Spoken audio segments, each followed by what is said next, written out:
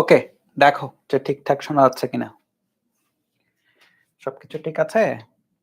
বলো। সো আমরা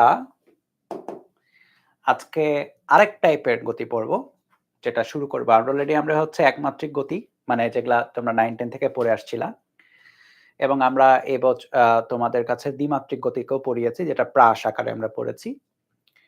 আজকে থেকে আমরা আরেক টাইপের গতি শুরু করব, সেইটাকে বলা হয় হচ্ছে বৃত্তাকার গতি।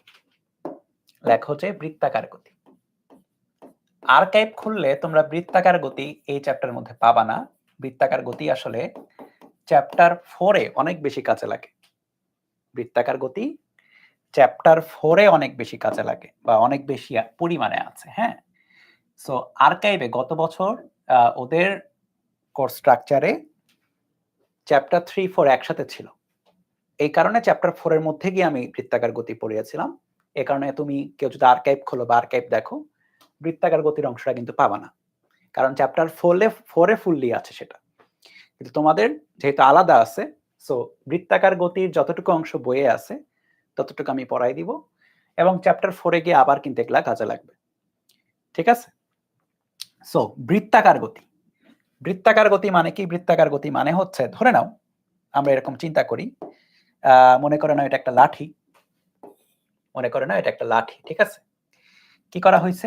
এই লাঠির একটা প্রান্তে, লেটস সে একটা প্রান্তে একটা কি করা হয়েছে, একটা সুতা দিয়ে একটা বস্তুকে কানেক্ট করা হয়েছে। লেটস সে সুতা দিয়ে তুমি কি করেছো? একটা বস্তুকে তুমি এই সুতার মাধ্যমে একটা বস্তুকে তুমি কানেক্ট করেছো। ঠিক আছে? একটা সুতার মাধ্যমে একটা বস্তুকে তুমি কানেক্ট করেছো।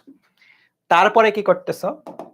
তারপরে তুমি এইটাকে কানেক্ট করা সুতার মাধ্যমে কি করছো? দাঁড়াও আমি আঁকিয়ে দিই ঠিকঠাক। হ্যাঁ, মোটামুটি এইরকম একটা বৃত্তাকার পথে এই বস্তুটাকে তুমি কি করছো? ঘোরাচ্ছ। সো এই বস্তুটা এই বৃত্তাকার পথে কখনো কখনো এখানে থাকবে, কখনো কখনো এইখানে থাকবে, তাই না? কখনো কখনো এখানে থাকবে। এইভাবে তুমি কি করছো? ঘোরাচ্ছ। সো কোন একটা বস্তুর গতিপথ যদি বৃত্তাকার হয়, মোটা দাগে সহজ কথায়, সেগুলাকেই তোমার সেই গতিকে, এই বস্তুর সেই গতিকে আমরা বৃত্তাকার গতি বলতে পারি। মানে এটা নামের মধ্যেই বোঝা যায় যেটা আসলে কি মিন করে। ঠিক আছে? নামের মধ্যেই বোঝা যায়। সো এটা একটা বৃত্তাকার গতি। ঠিক আছে? দেখতে দেখতে দেখো ওভালের মতো মনে হচ্ছে, দেখতে একটা ডিমের শেপ মনে হচ্ছে, কিন্তু আসলে কি? আসলে এটা একটা বৃত্ত। আমরা সাইড থেকে দেখছি তাই এরকম মনে হচ্ছে। এটা একটা বৃত্তাকার গতি, বুঝছো? এটা হচ্ছে বস্তুর বৃত্তাকার গতি। দাঁড়াও, বৃত্তাকার গতি, সহজ কথা। ওকে,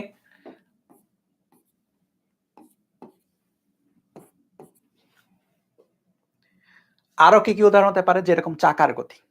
চাকা, মনে করে নাও এটা একটা টায়ার বা চাকা। এটা একটা টায়ার বা চাকা। চাকার উপর ধরে নাও, আচ্ছা এটার বৃত্তাকার কি, মানে বৃত্তের একটা কেন্দ্র থাকবে অলওয়েজ, তাই না? সো বৃত্তাকার গতির বৃত্তে একটা কেন্দ্র থাকবে। মনে করে নাও চাকাতে একটা চুইংগাম যদি লেগে যায়, মনে করো তোমার সাইকেলের টায়ারে একটা চুইংগাম লেগে গেছে, কি হবে? সেই চুইংগামটা আসলে ঘুরতে থাকবে। সাইকেল যদি এদিকে যায়, তাহলে চুইংগামটা কি হবে? চুইংগামটা কখনো এখানে কখনো এখানে এরকম করে কি থাকবে? ঘুরতে থাকবে, তাই না? সো এটা একটা বৃত্তাকার গতি। তোমাদের সবার বাসাতে দেয়ালে একটা দেয়াল ঘড়ি আছে, তাই না? দেয়াল ঘড়ি আছে কিনা? অবশ্যই একটা দেয়াল ঘড়ি আছে। এখন এই দেয়াল ঘড়ির, মনে করো যেখানে একটা কাঁটা ধরো, এই কাঁটাটা মনে করো হচ্ছে এইটা, ঠিক আছে? এখন এই ঘড়ির কাঁটার যে কোনো কণা, ঘড়ির কাঁটার যে উপরে অবস্থিত যে কোনো কণা, ধরে নাও এই কণাটা, এই কণাটার কি হবে খেয়াল করো। ঘড়ির কাঁটা কখনো কখনো এইখানে থাকবে, তখন এই কণাটা কি হবে? এই কণাটা হচ্ছে এখানে থাকবে, তাই না?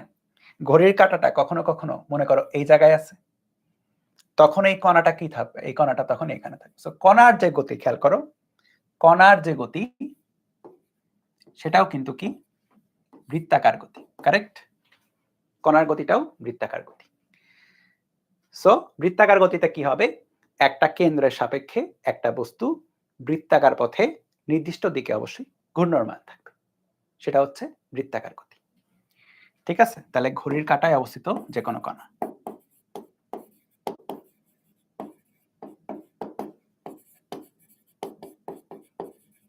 যে কোনো কণা, এখানে আমরা কি আঁকাইছিলাম, এখানে আমরা চাকায় অবস্থিত, চাকার উপরস্থ যে কোনো বিন্দু।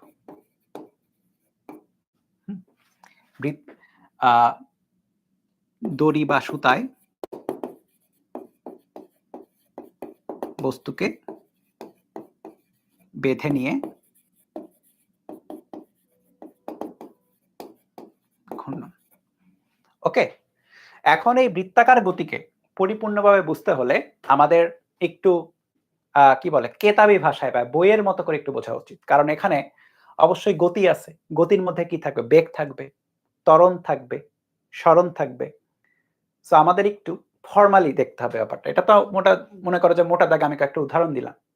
সো এখন আমাদের একটু ফর্মালি দেখতে হবে যে এটার মধ্যে অ্যানালাইসিস করলে কি কি পাওয়া যেতে পারে বা আমরা কি কি চিন্তা করতে পারি, বুঝছো? সো এটার জন্য আমরা একটা কাজ করব, সেটা হচ্ছে তোমার পড়ার টেবিলটা একটু আঁকাই। চলো মনে করে নাও এটা হচ্ছে তোমার পড়ার টেবিল।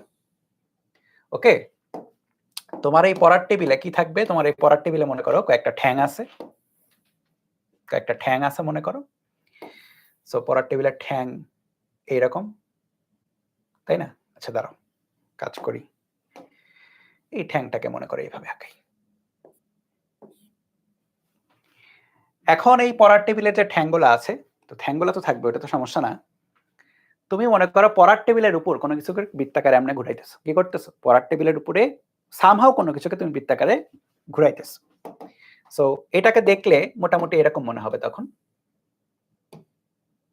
ঠিক আছে? এটাকে দেখলে মোটামুটি এরকম মনে হবে। এখন খেয়াল করে, এটা পড়ার টেবিলে দেখলে মনে হচ্ছে সাইড থেকে দেখলে, কিন্তু তুমি যদি উপর থেকে দেখো, লেটস সে তুমি টপ ভিউটা দেখছো, তুমি উপর থেকে দেখতেছো, এটা মনে করো পড়ার টেবিল আমার নিচে, আমি উপর থেকে যদি দেখি তাহলে আমি জিনিসটাকে দেখতে পারবো হচ্ছে এরকম বৃত্ত বৃত্ত আকারে, ঠিক আছে? জিনিসটাকে এরকম আমি বৃত্ত আকারে দেখতে পারবো। কথাটা বুঝছো কিনা বলো? মানে এখানে কোনো যদি একটা বস্তু ঘোরে, দেখো এখানে একটা বস্তু ঘুরতেছে, ঠিক আছে? তখন আমি এটাকে বৃত্ত আকারে দেখতে পারবো এবং তাকে আমি এই জায়গায় দেখতে পারবো।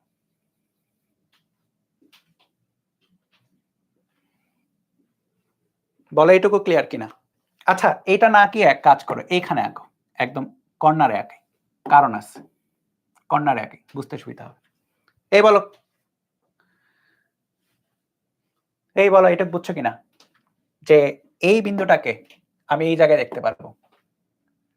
হ্যাঁ, একই জিনিস, আমি উপর থেকে দেখলে এখানে দেখবো। তাহলে কি আছে দেখো খেয়াল করে, এখানে অবশ্যই একটা ব্যাসার্ধ আছে, রাইট? বৃত্তাকার পথের একটা ব্যাসার্ধ থাকবে এবং এটাও আমি এখানে আঁকালাম। ওকে, এইবার আসো, এইবার খেলা শুরু।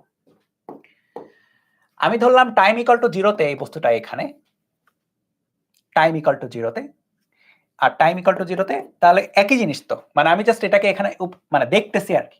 আমি উপর থেকে দেখলে এরকম, এখানে সাইড থেকে দেখলে এরকম।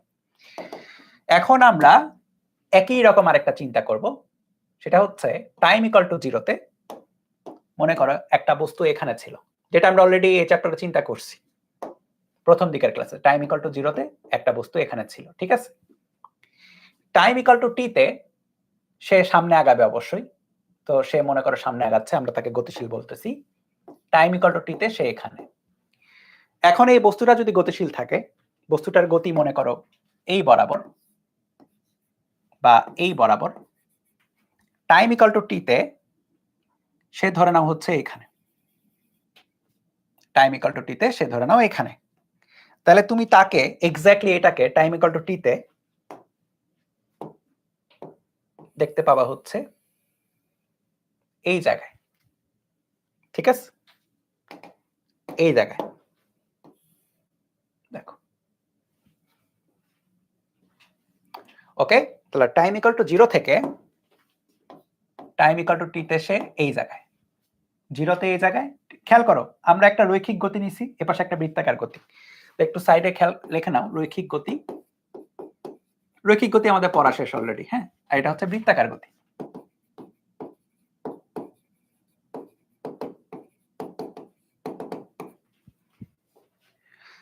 ওকে, বুঝতেই পারছো যে আমি আসলে সিমিলারিটিস দেখাবো, এই কারণেই হচ্ছে আমি এভাবে আঁকাইছি। ঠিক আছে, মানে দুইটার মধ্যে সিমিলারিটিস দেখাবো, এই সিস্টেম এবং এই সিস্টেমের মধ্যে।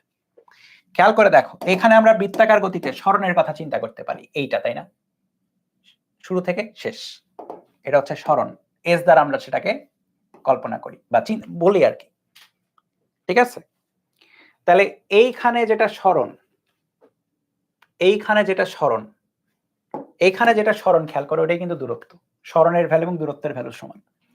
এইখানে যেটা সরণ হবে বেসিক্যালি, এইখানে যেটা সরণ হয়, খেয়াল করে দেখো দূরত্ব কতটুকু, দূরত্ব কিন্তু এইখান থেকে এই অবধি, তাই না, এইটা হচ্ছে দূরত্ব। এখন একটু লেখো তো, বৃত্তাকার পথের জন্য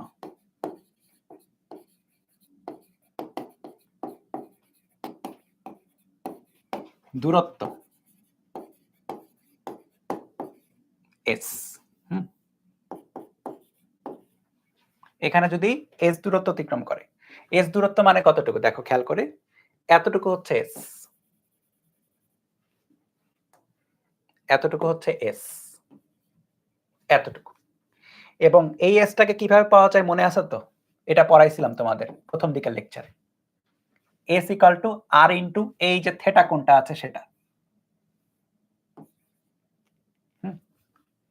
এই এসটা হচ্ছে আর ইনটু থেটা, সি আর কি, এই মনে আছে না, এটা বলো প্রথম দিকের লেকচারে পড়াইছিলাম তোমাদের, S equal to R theta. এই যে এস কিভাবে পাওয়া যায়, বৃত্তচাপের দৈর্ঘ্য ইকুয়াল টু হয় হচ্ছে আর ইনটু থেটা। এখন এই থেটার যে ব্যাপারটা খেয়াল করো, থেটাটাকে বৃত্তাকার পথের ক্ষেত্রে বলা হয় হচ্ছে কৌণিক সরণ। খেয়াল করবা, এসটাকে বলা হয় রৈখিক সরণ, এসটাকে কি বলা হয়, এসটাকে বলা হয় রৈখিক সরণ, রৈখিক গতিতে রৈখিক সরণ। আর থেটাটাকে বলা হয় কৌণিক সরণ, মনে থাকবে, থেটার ভ্যালুটাকে বলা হচ্ছে কৌণিক সরণের ভ্যালু। তাহলে খেয়াল করে দেখো, এই যে এই বস্তুটা এখান থেকে এখানে গেছে, একই জিনিস তো, আমরা তো জাস্ট এটাকে এখানে আঁকাইছি তাই না, বা এটাকে এখানে আঁকাইছি। সো এখানে থেটা কোনটা, থেটা কিন্তু হচ্ছে এইটা, রাইট, থেটা হচ্ছে এইটা। এখন আমাকে কে বলতে পারবা কৌণিক সরণ এটা স্কেলার রাশি না ভেক্টর রাশি, আমাকে বলো, কৌণিক সরণ এটা স্কেলার রাশি নাকি ভেক্টর রাশি, এটা বলো তো, কৌণিক সরণটা স্কেলার রাশি নাকি ভেক্টর রাশি, বলো তো, কমেন্ট করো তাড়াতাড়ি, কৌণিক সরণ স্কেলার রাশি নাকি ভেক্টর রাশি, বলো বলো বলো, কমেন্ট করো। ভেরি গুড, ভেক্টর রাশি। কেন ভেক্টর রাশি, কারণ হচ্ছে সরণ ওয়ার্ডটা, সরণ মানে এটার ভ্যালু থাকবে এবং ডাইরেকশন থাকবে। সো কৌণিক সরণ কি ভাই, কৌণিক সরণ একটা ভেক্টর রাশি। এখন এই যে চিত্রতে খেয়াল করো, চিত্রতে কিন্তু আমরা ভেক্টর রাশিটার ভ্যালু দেখতে পাচ্ছি। তুমি চাইলে একটা চাঁদা দিয়ে সুন্দর মতো ভ্যালু মাপতে পারো, ধরে নাও যে এটা কত 75 ডিগ্রির আশেপাশে হবে এই চিত্র অনুযায়ী মনে হচ্ছে, তাই না, এরকম কিছু একটা হবে। সো এটার ভ্যালু পাচ্ছ, কিন্তু ডাইরেকশনটা কোন দিকে হবে। সো এখন আমাদের কৌণিক সরণের ডাইরেকশনটা বুঝতে হবে, কৌণিক সরণের কি বুঝতে হবে, ডাইরেকশনটা বুঝতে হবে। সো ডাইরেকশনটা ডান হাতের খেল, বাম হাতের খেল না, ডান হাতের খেল। ডাইরেকশনটা ডান হাতি স্ক্রু নিয়ম বা এই যে নিয়মগুলো আছে যেটা তোমরা ভেক্টর ক্রস গুণনের সময় পড়েছো, ওই নিয়মগুলা তুমি চিন্তা করতে পারো। ডাইরেকশনটা মেজারমেন্ট হয় হচ্ছে এভাবে, খেয়াল করবা, স্টার্ট থেকে এন্ডের দিকে, স্টার্ট থেকে এন্ডের দিকে তুমি তোমার ডান হাতটা কি করবা, ঘোরাবা। স্টার্ট থেকে, স্টার্ট কোথায় এখানে, এন্ড কোথায় এখানে, তাই না, টি ইকুয়াল টু টি তে সে এখানে, স্টার্ট এখানে এন্ড এখানে, স্টার্ট এখানে এন্ড এখানে, কারেক্ট। স্টার্ট থেকে এন্ডের দিকে খেয়াল করো, এটা কিন্তু তোমার পড়ার টেবিল, তোমার পড়ার টেবিল কিন্তু স্টার্ট থেকে এন্ডের দিকে কি করবা, তোমার ডান হাত ঘোরাবা, তখন বৃদ্ধাঙ্গুলি যেদিকে থাকবে, ডান হাতটা এদিকে ঘোরালা, বৃদ্ধাঙ্গুলি যেদিকে থাকে সেই দিক বরাবর হচ্ছে থেটা মানের একটা ভেক্টর পাওয়া যাবে, এবং সেই ভেক্টরটাই হচ্ছে সরণ ভেক্টর। কথা বুঝছো, থেটা মানের একটা ভেক্টর পাওয়া যাবে এবং সেই ভেক্টরটাই হচ্ছে সরণ ভেক্টর, এটাই হচ্ছে থেটা।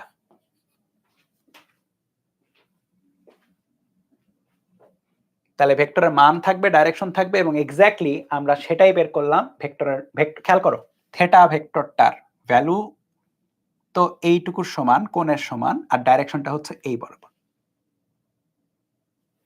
যদি এই চিত্রে চিন্তা করো থিটা, তাহলে খাতার তল থেকে বাইরের দিকে আসবে, খাতার তল থেকে থিটাটা বাইরের দিকে, খাতার তল থেকে কি থিটাটা বাইরের দিকে। ওকে, এটা গেল হচ্ছে কৌণিক সরণ। এবার আসা হচ্ছে কৌণিক বেগ। যদি চিন্তা করতে চাই, তার আগে একটু রৈখিক বেগটা চিন্তা করো তো। রৈখিক বেগ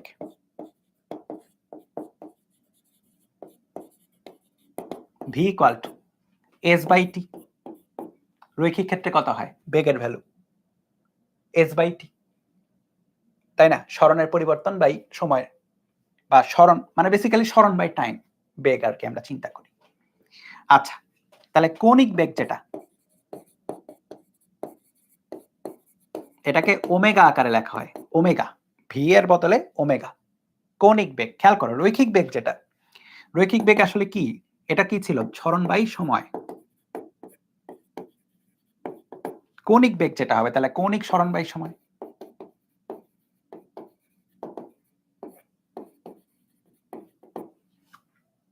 ঠিক আছে, কৌণিক সরণ বাই সময়। কৌণিক সরণ কোনটা? ডেল থেটা বা থেটা, আর সময় কোনটা? টাইম। তাহলে W equal to theta by T.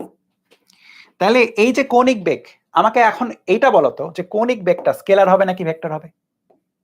কৌণিক বেগটা স্কেলার হবে নাকি ভেক্টর হবে বলো?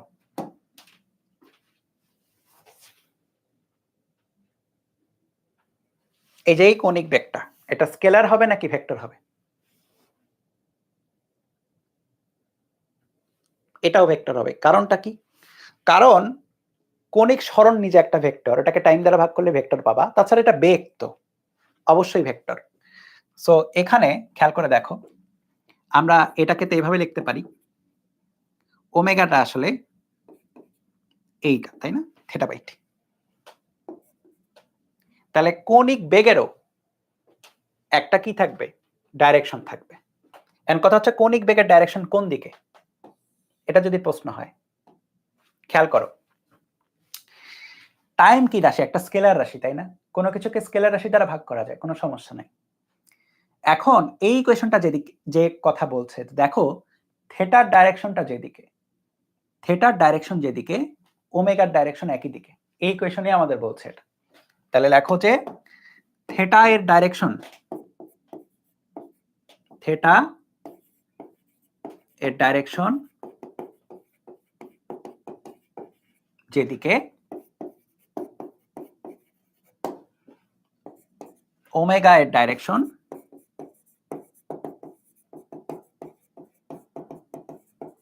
একই দিকে। এটা হচ্ছে ইকুয়েশনে বলছে। আর প্র্যাকটিক্যালি কি হবে? প্র্যাকটিক্যালেও সেম জিনিস। এই বরাবর যখন ঘুরাইছি তখন থেটা যেদিকে পাচ্ছ, ওমেগাটাও তুমি একই দিকেই পাবা, ওমেগাটাও তুমি একই দিকেই পাবা। সো ওমেগার ডাইরেকশনও হবে হচ্ছে একই দিকে, বুঝছো? ওমেগার ডাইরেকশনটাও হবে হচ্ছে একই দিকে, ওমেগার ডাইরেকশনটাও হবে একই দিকে। সো থেটা যেদিকে, ওমেগাও সেই দিকে। এটা কি গেল? এটা গেল কৌণিক বেগ, এটা গেল হচ্ছে কৌণিক বেগ। ওকে, তোলা হয়েছে পর্যন্ত? তোলা হয়ে গেলে ডান বলো, কারণ আমি এখানে আরো কয়েকটা জিনিস অ্যাড করব পরের স্লাইডে। তোলা হয়ে গেলে ডান বলো। একটু পরে ম্যাথ আছে এটার, হ্যাঁ? সো প্রথম দিকে একটু পড়তে হবে, কারণ নতুন জিনিস তোমাদের জন্য। এর আগে তোমরা 9 10 অবধি তো মনে করো যে রৈখিক পড়ে ফেলছো, কৌণিকটা একটু নতুন নতুন লাগবে। সো একটু ঠান্ডা মাথায় পড়তে হবে আগের চেয়ে। দেখো তাহলে আমরা কৌণিক সরণ এবং কৌণিক বেগের যে ব্যাপারটা,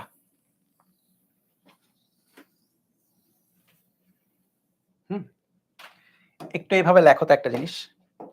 লেখো যে রৈখিক সরণ ডেল এস, কৌণিক সরণ ডেল থেটা যদি হয়, ডেল এস বলতে পারি কিনা? পারি তো চাইলে।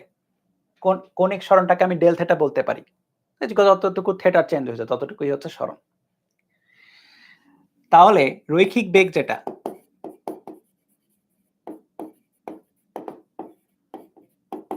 v equal to del s by del t, আর কৌণিক বেগ যেটা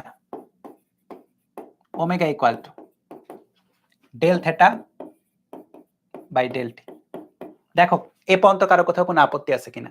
আমি জাস্ট দুইটার কি বলে যে একটু তুলনামূলক একটা চিত্র দেখাচ্ছি।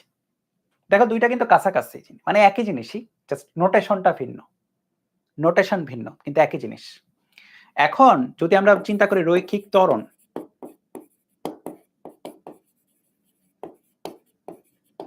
রৈখিক ত্বরণটা কি ছিল? a equal to del V by del T ছিল, মানে নির্দিষ্ট সময় পার্থক্যে যতটুকু বেগের পরিবর্তন হয় সেটাই ছিল রৈখিক ত্বরণ। কৌণিক ত্বরণ তাহলে কি হওয়া উচিত? কৌণিক ত্বরণকে এর বদলে আলফা দ্বারা চিত্রিত করা হয়। কি দ্বারা? আলফা দ্বারা চিত্রিত করা হয়। এর বদলে আলফা। খেয়াল করো, এস এর বদলে থেটা, ভি এর বদলে ওমেগা। ভি এর বদলে কে বসবে? ওমেগা বসবে। কৌণিক বেগের পরিবর্তন বাই সময়। এবং এটা তোমাদের জিজ্ঞেস করলাম না, এটাও বুঝে যাওয়া উচিত ভাই এটা ভেক্টরই হচ্ছে, ভেক্টরই তো হচ্ছে। এটা কি রাশি? এটা একটা ভেক্টর রাশি, মানে কি একটা ডাইরেকশন থাকবে, একটা ডাইরেকশন থাকবে। ওকে, একটা ডাইরেকশন থাকবে, ঠিক আছে?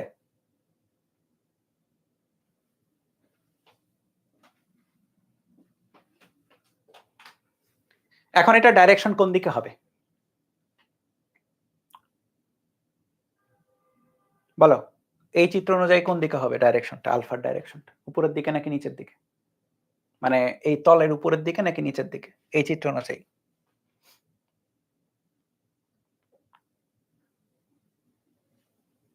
উপরের দিকে হওয়া উচিত, কিন্তু ত্বরণের যে ব্যাপারটা, ত্বরণের ডাইরেকশন কি সবসময় বোঝা যায়? সবসময় নাও বোঝা যাইতে পারে। চলো আমরা আবার একটু কয়েকটা জিনিস একটু মনে করি।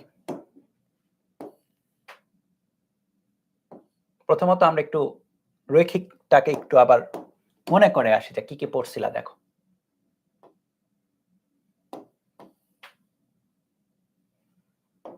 টাইম ইকুয়াল টু 0 তে কোনো বস্তু এখানে, টাইম ইকুয়াল টু t তে এখানে, ঠিক আছে? s অবশ্যই এই দিক বরাবরই হবে।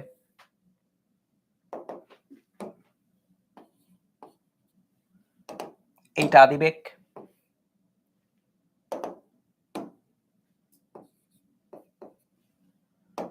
এইটা শেষ বেগ, ঠিক আছে? আচ্ছা, ভি এখানে না দুইটা কেস সম্ভব আর কি।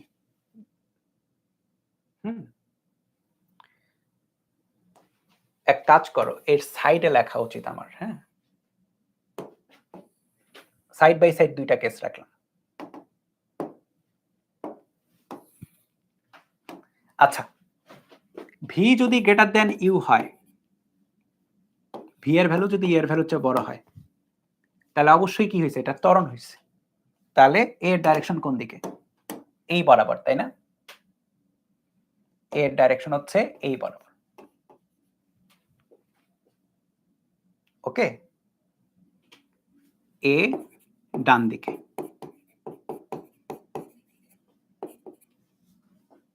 বেগ বৃদ্ধি আর কি।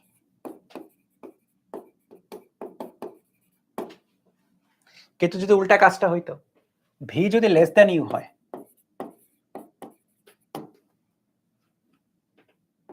বলো এ কোন দিকে হবে? এইটাতে, এই চিত্রে ভি যদি লেস দেন ইউ, এ কোন দিকে হবে বলো তো?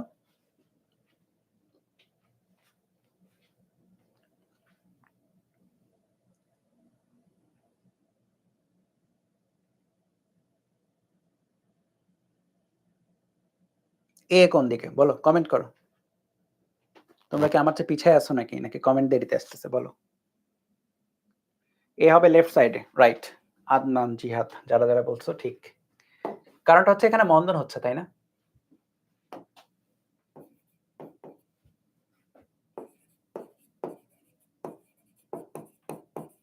বেগ হ্রাস হচ্ছে।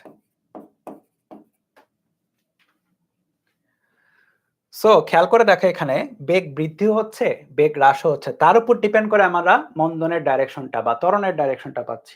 ত্বরণ কখনো কখনো গতির দিকে, ত্বরণ কখনো কখনো গতির বিপরীতে, তাই না? গতি কোন দিকে? গতি হচ্ছে এই দিকে, এই কেসেও গতি এইদিকেই ছিল, বস্তুর গতি এদিকে, এই কেসেও বস্তুর গতি কিন্তু এইদিকেই ছিল, কিন্তু কখনো কখনো গতির দিকে ত্বরণ হচ্ছে, কখনো কখনো গতির বিপরীতে ত্বরণ হচ্ছে।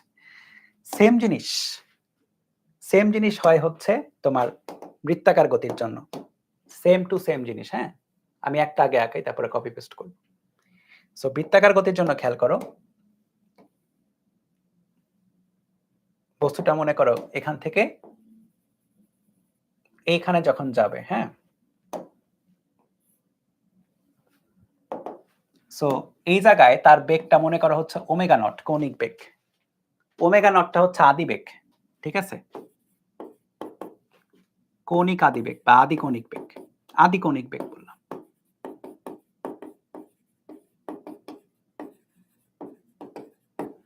আর এই জায়গায় গিয়ে তার বেগ হয়ে গেল ওমেগা, শেষ কৌণিক বেগ, আদি বেগ শেষ বেগের মতো,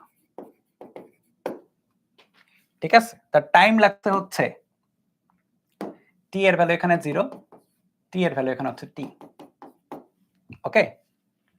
টি টি সময় লাগছে আর কি, ওকে? দেখো টি সময় লাগছে। এখন থেটা কোন দিকে? থেটা অবশ্যই উপরের দিকে। এই দিক সে যদি ঘোরে, এখান থেকে সে যদি এইদিকে যায়, তাহলে থেটা উপরের দিকে। সো সে তো এইদিকে ঘুরেছে, তাই না? তাহলে থেটা উপরের দিকেই হবে, ওটা নিয়ে কোনো কনসার্ন নাই, ওটা নিয়ে কোনো কনসার্ন নেই। থেটা, এই সরি, থেটা উপরের দিকেই হবে, বুঝছো? এদিকে ঘুরেছে, থেটা উপরের দিকে অবশ্যই। তাহলে থেটার ভ্যালু এটা, থেটার ডাইরেকশন হচ্ছে এটা, ওকে? এইবার দুইটা কেসের কথা চিন্তা করতে পারো আগের মতো।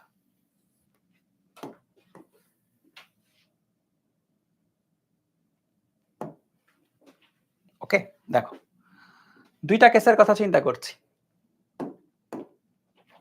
লেখো omega greater than omega not হলে, দেখি কে কে বলতে পারে এই কেসে omega greater than omega not হলে কৌণিক ত্বরণ যেটা, সেটা কোন দিকে? আলফা কোন দিকে বলো? উপরের দিকে নাকি নিচের দিকে? Omega greater than omega not, alpha কোন দিকে? বলো বলো, কমেন্ট করো। আগেরটার সাথে তুলনা করবা। দেখো গতি যেদিকে ছিল, বেগ বাড়লে কি হচ্ছে? ত্বরণটাও সেই দিকে। গতি যেদিকে, বেগ বাড়তেছে, ত্বরণটাও একই দিকেই থাকবে। Very good. সো অবশ্যই যারা ঠিকঠাক বলছো, আলফা এটাতে উপরের দিকেই থাকবে। সো আলফা যদি গতির দিকে থাকে, খেয়াল করো, তাহলে বেগ বাড়বে। আলফা গতির দিকে থাকলে কি হবে? বেগ বাড়বে। আলফা গতির দিকে থাকলে বেগ বাড়বে।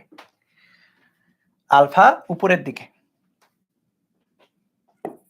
ঊর্ধ্বমুখী,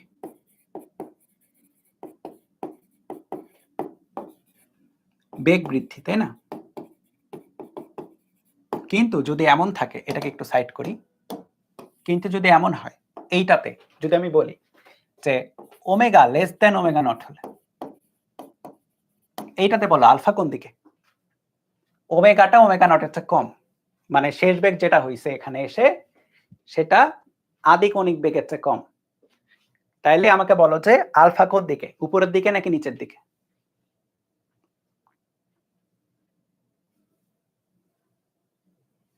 নিচের দিকে। কেন নিচের দিকে? কারণ মন্দন হচ্ছে, বুঝেই তো গেছো।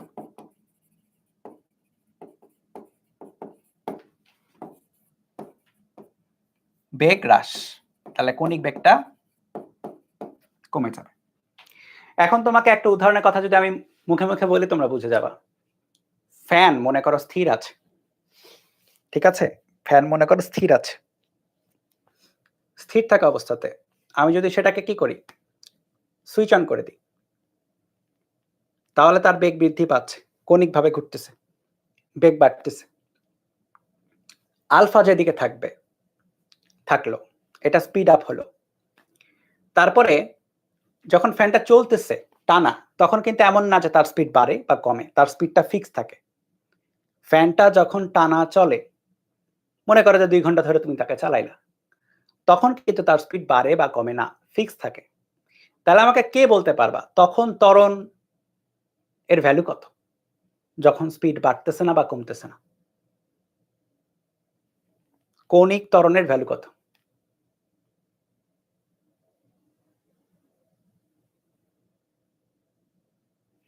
0, ভেরি গুড 0। কেন 0? কারণটা হচ্ছে বেগের চেঞ্জ হচ্ছে না।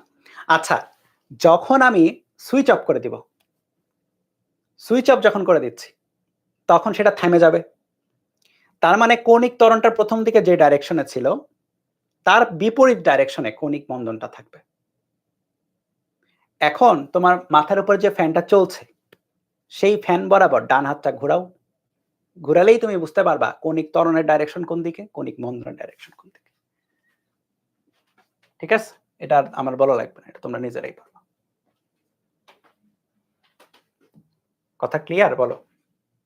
এই হচ্ছে কৌণিক ত্বরণ এবং কৌণিক মন্দনের বেসিক স্টার্টিং এর আইডিয়া। অবশ্যই আমাদের ইকুয়েশন গুলো এখনো ওইভাবে আসে নাই। আমরা করব ইকুয়েশন গুলো এক এক করে বের করব। তো তার আগে বলো যে যতটুকু আমি এ পর্যন্ত শিখাইছি ততটুকু ক্লিয়ার কিনা? তোমরা কিন্তু আর্কাইভে এই অংশগুলো চ্যাপ্টার 4 এর মধ্যে পাবা, হ্যাঁ? আমি ১ম এই বলে দিচ্ছি যে চ্যাপ্টার 4 এ তখন মানে গত বছর অবধি চ্যাপ্টার 4 এ এটা পড়াইতাম। এই টপিকগুলো।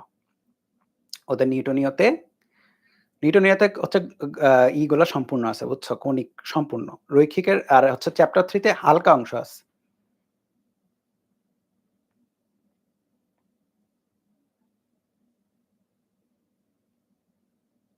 ক্লিয়ার? আচ্ছা, একটু ওয়েট করবা? একটু ওয়েট করো তো।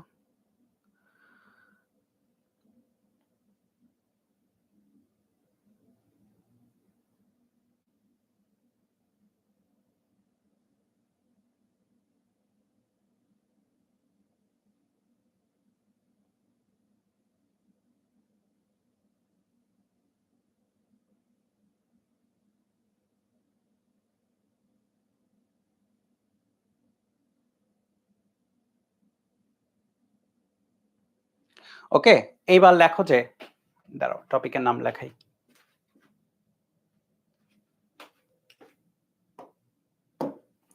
সমত্বরণে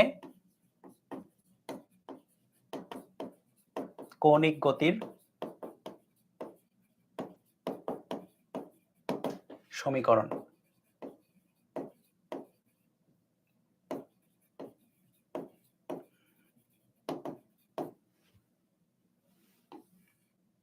ওকে, এখানে দুইটা অংশ রাখবা পাশাপাশি। পাশাপাশি দুইটা অংশ, তার মাঝখানে এরকম একটা অনুবাদক টাইপের একটা জিনিস থাকবে। অনুবাদক মানে ট্রান্সলেটর। মানে বাম পাশে কিছু একটা লিখবো, ডান পাশে কিছু একটা ট্রান্সলেট করব। ঠিক আছে? এবং বাম পাশে রাখবো আমরা রৈখিক গতি, যেটাকে দ্রুত তুলো আর কি, ফটাফট জাস্ট কোনো মতে তুলে রাখো।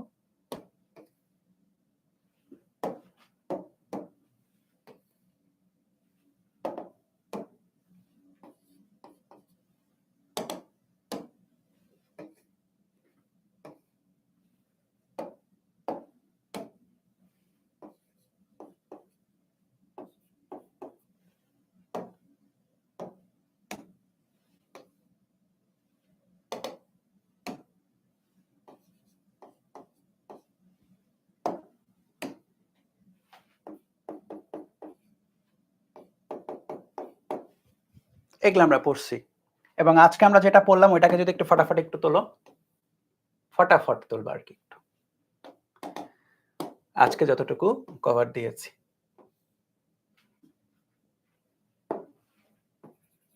এখান থেকে এখানে গেল টাইম ইকুয়াল টু 0 থেকে time equal to t, theta হচ্ছে এই কোণটা, সো থিটার ডাইরেকশন হচ্ছে উপরের দিকে, এই বরাবর ঘুরতেছে যেহেতু উপরের দিকে, আর ওমেগার ডাইরেকশনটাও এইদিকে অবশ্যই, আলফার ডাইরেকশনটা আমরা এখানে রাখাচ্ছি না, যে কোনো দিকে হতে পারে। আচ্ছা, আমরা যদি কৌণিক ত্বরণটা ধরে নিই তাহলে এইদিকে ত্বরণটা ধরে নিয়ে যদি পড়ি, মন্দন না ত্বরণ, মানে কথা বুঝছো যে পজিটিভ আর কি, মানে বেগ বাড়তেছে এটা ধরে নিয়ে আমরা এটা আঁকালাম। চলো, যেহেতু এখানে এ আঁকাইছে ওখানে আলফা আঁকাইলাম। চলো, এখন অনুবাদের ক্ষেত্রে রৈখিক এবং কৌণিকের মধ্যে অনুবাদ, ঠিক আছে, ওমেগা নট যেটা সেটা কৌণিকে হয়ে যাবে হচ্ছে, সরি, রৈখিকে যেটা ইউ আদি বেগ সেটা আদি কৌণিক বেগ ওমেগা নট, ঠিক আছে, রৈখিকে যেটা শেষ বেগ সেটা হচ্ছে ওমেগা, কৌণিকে ওমেগা। তারপরে আর কি কি কি ছিল, ছিল হচ্ছে সরণ, তাই না, এটা হচ্ছে থেটা, ত্বরণ এটা হচ্ছে আলফা, টাইম তো ভাই টাইম, টি এর কোনো চেঞ্জ হবে না, টি টি এর মতো। ওকে, এখন আমরা কি কি ইকুয়েশন জানি আর কি সেগুলো একটু লিখি। এক নম্বরে যেটা আমরা পড়েছিলাম V equal to U plus A T, vector আকারে লিখলাম একেবারে। দুই নম্বরে পড়েছিলাম হচ্ছে S equal to U plus V by 2 into T, তাই না? এগুলা কিন্তু সব সমতরণ, সমতরণ দেখো সমতরণই আমি বলেছি, সব সমতরণ ইকুয়েশন। 3 নাম্বার হচ্ছে S equal to U T plus half A T square, তাই না? আচ্ছা, এখানে ভেক্টর চিহ্নগুলো দেই নাই, দিয়ে দিই এস ইউ এ। 4 নাম্বার হচ্ছে ভি স্কয়ার, আচ্ছা এটাতে ই না দেয় ভালো, ভেক্টর না দেয় ভালো, কনফিউশন হবে সেটা, টয়েস এ এস। 5 নাম্বারটা হচ্ছে তম সেকেন্ড অতিক্রান্ত দূরত্ব, এটা নিয়ে অনেক কাহিনী করছি আমরা অলরেডি এই চ্যাপ্টারে, হাফ এ টয়েস টি মাইনাস 1। এখন তোমাকে যেটা করতে হবে, এটা তো রৈখিকের কেস গেল, কৌণিকে যাইতে হলে জাস্ট এটাই কনভার্টারটা ইউজ করে কনভার্ট করে দিতে হবে, কনভার্টারটা ইউজ করে জাস্ট কনভার্ট করে দিতে হবে। তাহলে 1 নাম্বার দেখো, ভি এর বদলে বসবে ওমেগা, ইউ এর বদলে ওমেগা নট প্লাস এ এর বদলে আলফা টি। খুবই সোজা কিন্তু, খুবই খুবই সোজা। দেখো 2 নম্বরে এস এর বদলে কে, থেটা, কৌণিক সরণ, রৈখিক সরণের বদলে কৌণিক সরণ, ইউ এর বদলে ওমেগা নট, ভি এর বদলে ওমেগা, 2 তো 2 আর টি তো টি। 3 নাম্বার হচ্ছে দেখো এস ইকুয়াল টু এস এর বদলে থেটা, থেটা, ইউ এর বদলে ওমেগা নট, টি এর বদলে তো টি, হাফ এর বদলে আলফা টি স্কয়ার, ঠিক আছে। 4 নাম্বার হচ্ছে এইটা V square omega square, U স্কয়ারের বদলে ওমেগা নট স্কয়ার, 2 এ এর বদলে আলফা, এস এর বদলে theta. 5 number S T H এর বদলে থেটা টি এইচ, ইউ এর বদলে omega not, half alpha twice T minus 1।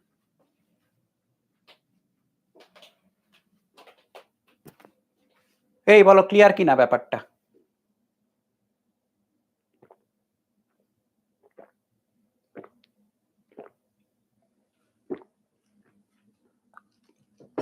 Moral of the story হচ্ছে,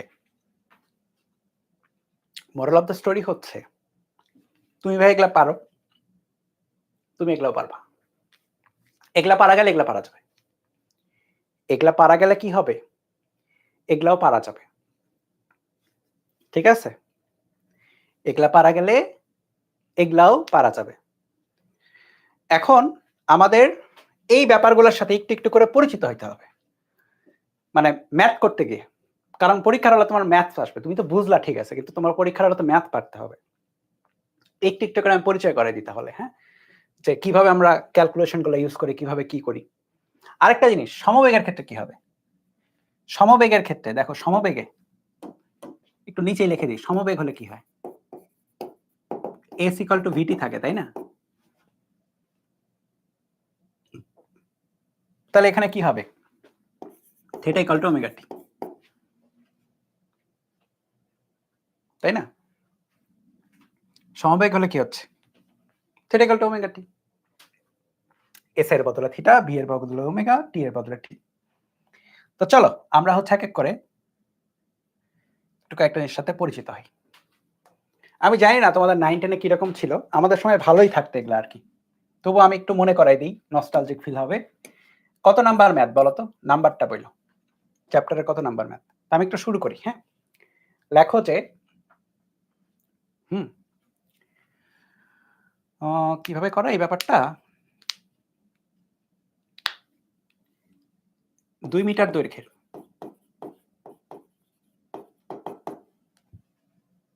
74, আচ্ছা, একটি সুতোতে সুতার এক প্রান্তে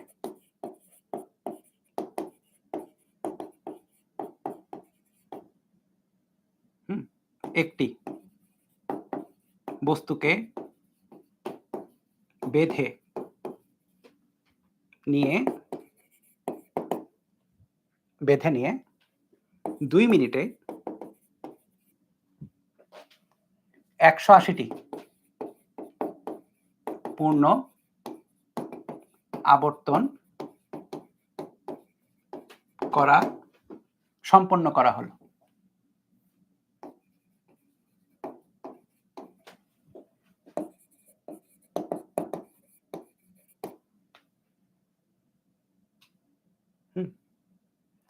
বস্তুটি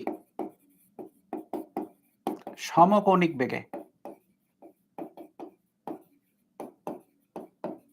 গতিশীল হলে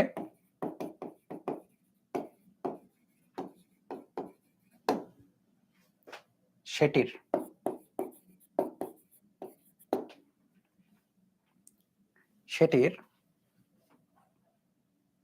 কৌণিক বেগ এর মান নির্ণয় করো।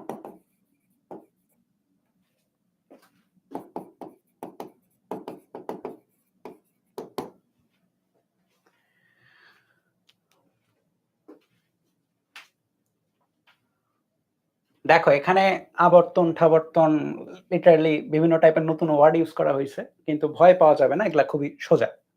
আবর্তন মানে ঘূর্ণন। পৃথিবী সূর্যের আশেপাশে 24 ঘন্টায় একবার, ভুল বললাম, সূর্যের আশেপাশে 365 দিনে একবার আবর্তিত হয়। 24 ঘন্টা না, 365। হ্যাঁ, 24 ঘন্টা হচ্ছে নিজের অক্ষে আবর্তিত হয়। তো যাই হোক,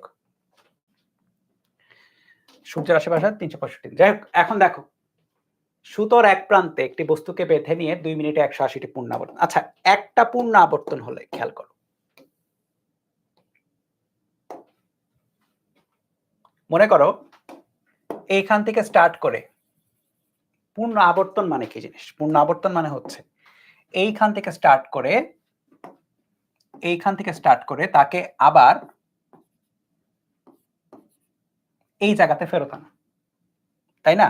এখান থেকে স্টার্ট করে তাকে আবার এই জায়গাতে ফেরত আনা।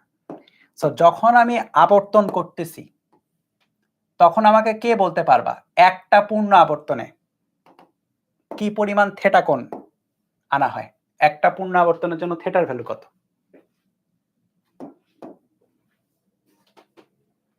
একটি পূর্ণ আবর্তনের জন্য থেটার ভ্যালু কত?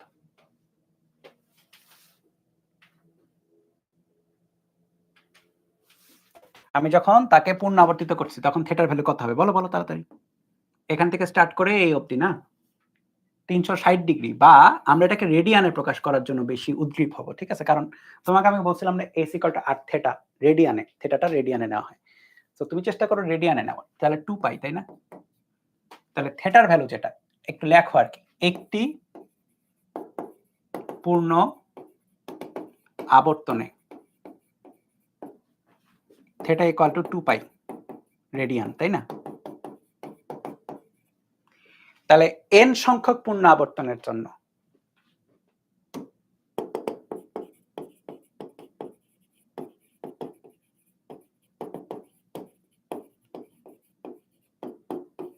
থেটার ভ্যালু কত হবে বলো?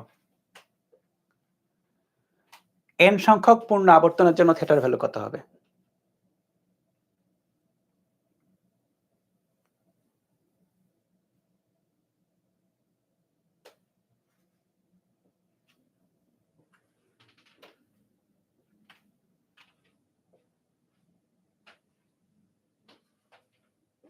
এই বলো n সংখ্যক পূর্ণ আবর্তনের জন্য থিটা ভ্যালু কত হবে?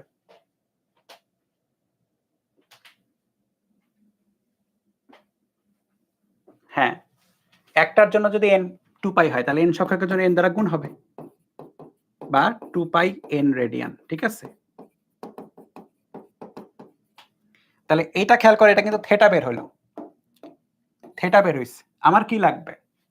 সমকোণিক বেগে গতিশীল হলে কৌণিক বেগের মান। তাহলে কৌণিক বেগ, সমকোণিক বেগ মানে কোনো ত্বরণ নাই। সমকোণিক বেগ মানে কি? কোনো ত্বরণ নেই, ঠিক আছে? কোনো ত্বরণ যদি না থাকে, কৌণিক বেগ ওমেগা, ওমেগার value equal to theta by T, কৌণিক সরণ বাই টাইম, বা 2 পাই n বাই টি। থিটার এই যে সমীকরণটা আসলো, এটা কিন্তু খুব ইম্পর্টেন্ট একটা সমীকরণ। যদি আমি এটা একটা ম্যাথের মধ্যে এনে দিলাম, কিন্তু এটা আমরা মনে রাখবো। সরাসরি টি সময় যদি n সংখ্যক আবর্তন হয় তাহলে omega equal to 2 pi n by T. T সময়ে n সংখ্যক আবর্তন হলে 2 পাই n বাই টি, ঠিক আছে? তাহলে 2 পাই n বাই টি, খেয়াল করো 2 পাই n এর ভ্যালু কত দেখো, 180টা পূর্ণ আবর্তন। আর টাইমের ভ্যালু কত? 2 মিনিট। মিনিটটাকে সেকেন্ডে কনভার্ট করতে হবে, 2 ইনটু 60। 2 মিনিট তো 1 মিনিট মানে 60 সেকেন্ড। তাহলে এখানে দেখো 2 2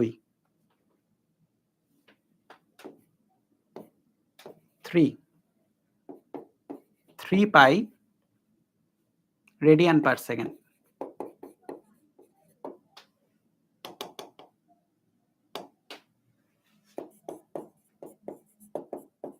আচ্ছা, এইভাবে লেখো রেডিয়ান পার সেকেন্ড।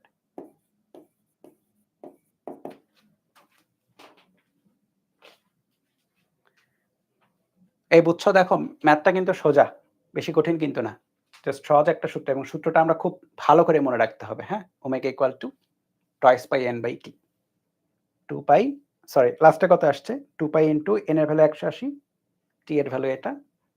তাহলে দেখো বের হয়ে আসতেছে।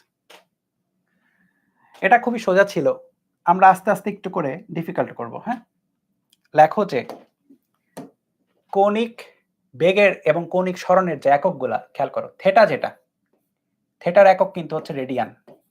আমরা ডিগ্রিতে রাখবো না, রেডিয়ানে রাখবো, বুঝছো? রেডিয়ান। ওমেগার যে এককটা del theta by del T, তাই না? ডেল থিটার একক হচ্ছে রেডিয়ান, থিটার চেঞ্জ, এটার একক হচ্ছে সেকেন্ড, এটা হচ্ছে তাহলে রেডিয়ান পার সেকেন্ড। আলফা যেটা কৌণিক ত্বরণ, del omega by del T. Del ওমেগার এককটা কি দেখো? ডেল ওমেগার এককটা হচ্ছে রেডিয়ান পার সেকেন্ড, আর টি এর একক তো সেকেন্ড। তাহলে আলটিমেটলি তুমি এটা পাবা হচ্ছে radian per second square. Basically যেখানে মিটার গোলা ছিল ওই জায়গাতে রেডিয়ান বসতেছে। মিটার পার সেকেন্ডের বদলে radian per second, metre per second স্কয়ারের বদলে রেডিয়ান পার সেকেন্ড স্কয়ার। এটা থাকুক। হ্যাঁ, এখন প্র্যাকটিক্যাল ক্ষেত্রে প্র্যাকটিক্যালি ওমেগা এর আরেকটা একক ইউজ করা হয়। লেখো ওমেগা এর আরেকটা একক ইউজ করা, সেটা হচ্ছে আরপিএম। ওমেগা এর একটি একক হচ্ছে আরপিএম। এই আরপিএম মানে হচ্ছে rotation per minute. Rotation per minute. কিন্তু আমরা যখন ম্যাথে বসাবো, ম্যাথের জন্য কিন্তু এগুলা লাগবে। এগুলা হচ্ছে এসআই ইউনিট, এসআই একক। ম্যাথে তোমার এসআই ইউনিট লাগবে। সো কিছু ম্যাথে খেয়াল করে দেখবা, মানে ইকুয়েশনে বসাতে গেলে এগুলা লাগবে, কিন্তু কিছু ম্যাথে সরাসরি আরপিএম এ দেওয়া থাকে, রোটেশন পার মিনিটে দেওয়া থাকে। আমি বোঝাচ্ছি এটা কি বোঝায়, কিন্তু আমাদের টার্গেট থাকবে এটাকে রেডিয়ান পার সেকেন্ডে নিয়ে যাওয়া। সো রোটেশন পার মিনিট মানে প্রতি মিনিটে ঘূর্ণন।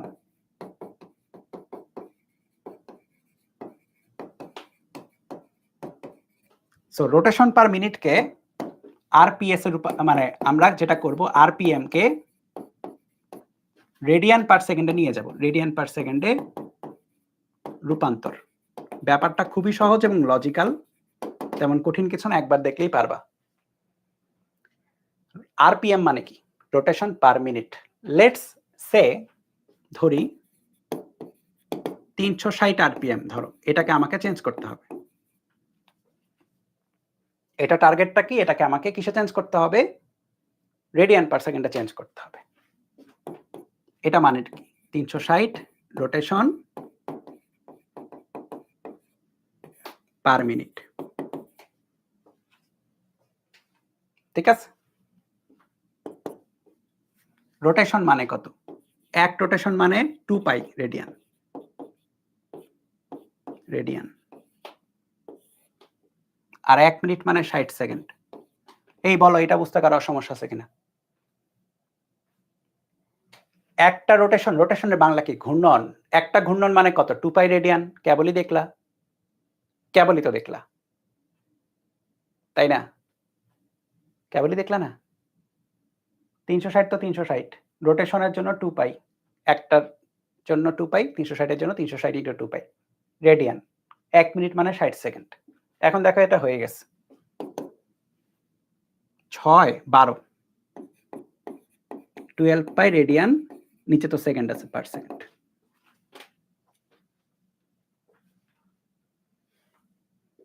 এই বলো, এটা ক্লিয়ার কিনা?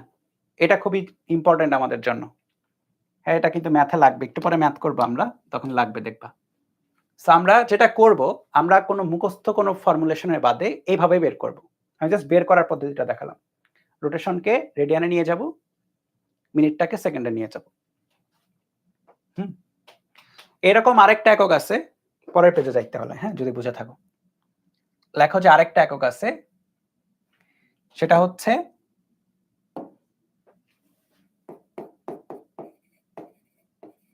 একটি একক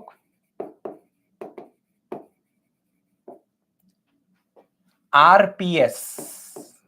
আরপিএম এর বদলে আরপিএস, এটার মানে হচ্ছে রোটেশন পার সেকেন্ড। এটা বল আরেকটু সোজা, মিনিটের বদলে সেকেন্ড সরাসরি। লেটস সে তোমাকে বললো যে 360 আরপিএস, এটাকে রেডিয়ান পার সেকেন্ডে কনভার্ট করতে হবে। কি করব? 360 আরপিএস, এটার মানে কি? 360 রোটেশন, 360টা ঘূর্ণন পার সেকেন্ড। এক ঘূর্ণন মানে কত? 2 পাই রেডিয়ান।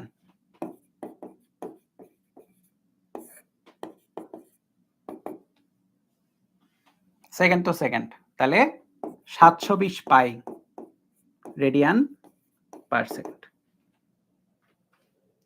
ঠিক আছে? 720 পাই রেডিয়ান পার সেকেন্ড, দেখছো?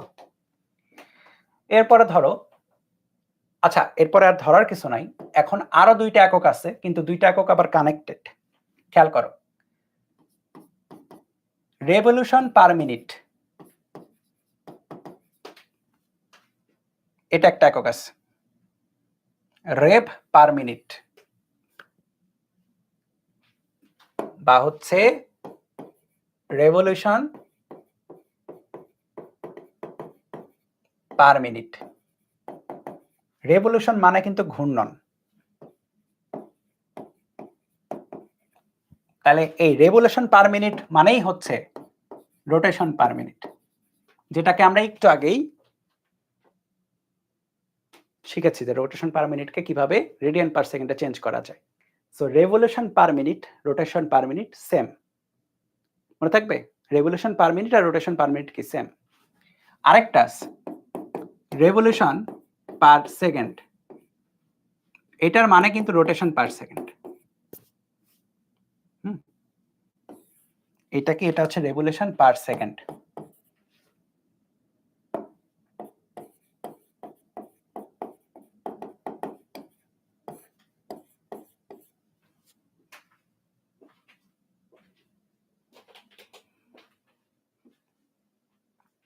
ওকে, রেভলিউশন মানে ঘূর্ণন, পার সেকেন্ড মানে 1 সেকেন্ড, প্রতি সেকেন্ডে ঘূর্ণন।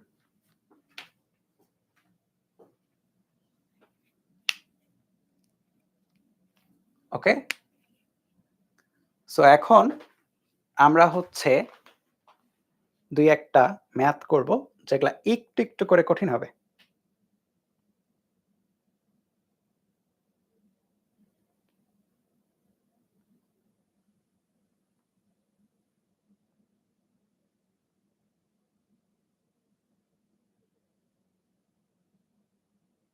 লেখো।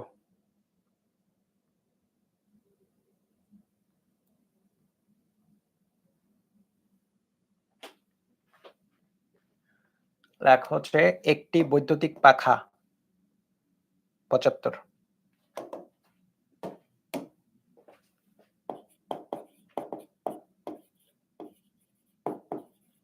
বৈদ্যুতিক পাখা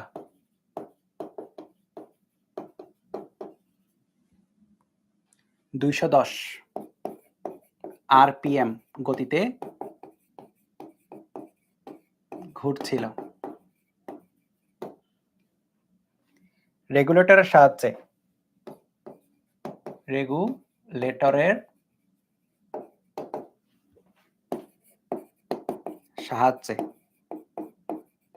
তার গতি বৃদ্ধি করা যাবে অবশ্যই। তোমরা তো জানো যে পাখার গতি রেগুলেটর যে কম বৃদ্ধি মানে হ্রাস বৃদ্ধি দুইটাই করা যায়। পাখাটি 11 সেকেন্ডে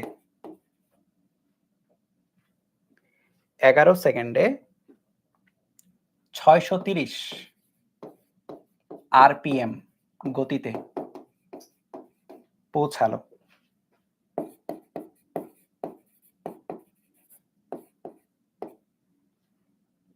কয়েকটা প্রশ্ন। পাখাটির কৌণিক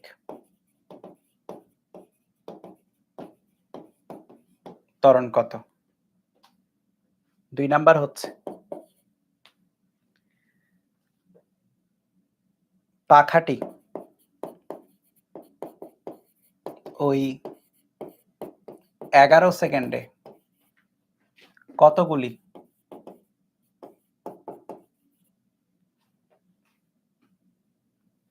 আবর্তন সম্পন্ন করে?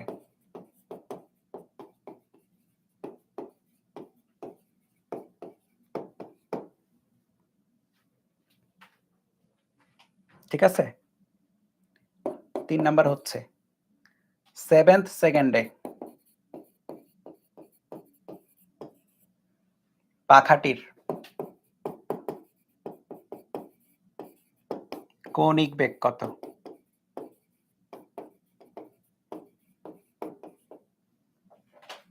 4 নাম্বার হচ্ছে 7th সেকেন্ডে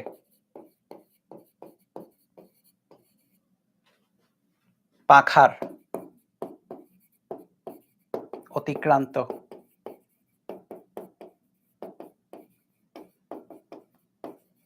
কৌণিক সরণ কত?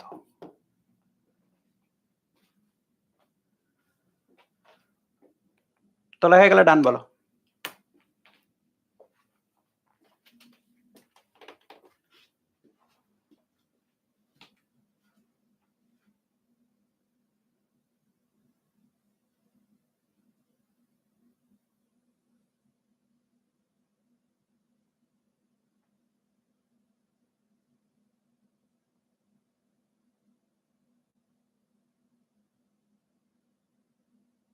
ডান। ওকে, চলো। একটি বৈদ্যুতিক পাখা 210 আরপিএম গতিতে ঘুরছিল। 210 আরপিএম গতিতে ঘুরছিল। এটা কিন্তু ওমেগা নট। 210 আরপিএম মানে কি? 210 রোটেশন পার মিনিট। এক রোটেশন, আচ্ছা এটাকে কিন্তু রেডিয়ান পার সেকেন্ডে নিতে হবে, কেবলই যেভাবে নিলাম, তাই না? তাছাড়া তো হবে না। সো 210 এক রোটেশন মানে 2 পাই, আর পার মিনিট মানে 60 সেকেন্ড, তাই না? এক রোটেশন মানে 2 পাই রেডিয়ান, আর পার মিনিট মানে 60 সেকেন্ড নিচে। তো এটা কত আসে দেখো, কত radian per second? 210 into 2 pi by 60, 7 pi radian per second. এটা গেল ওমেগা নট। রেগুলেটরের সাহায্যে পাখাটি 11 সেকেন্ডে 630 আরপিএম এ পৌঁছায় গেল, এটা হচ্ছে ওমেগা। তাহলে omega 630 RPM, 630 rotation per minute, 630 into 2 pi by 60 second. 210 এর জায়গায় 630 3 গুণ হবে আর কি, 21 পাই রেডিয়ান পার সেকেন্ড। সো দেখো আমার কাছে কি কি আসছে, ওমেগা নট আর ওমেগা আসছে, ঠিক আছে। এখন প্রশ্নগুলো কি কি দেখো।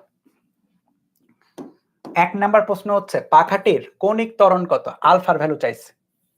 সো ওমেগা নট দেওয়া আছে, ওমেগা দেওয়া আছে, টি এর ভ্যালু দেওয়া আছে 11 সেকেন্ড, দেওয়া আছে কিনা 11 সেকেন্ড, তাহলে আলফা পাওয়া যাবে না?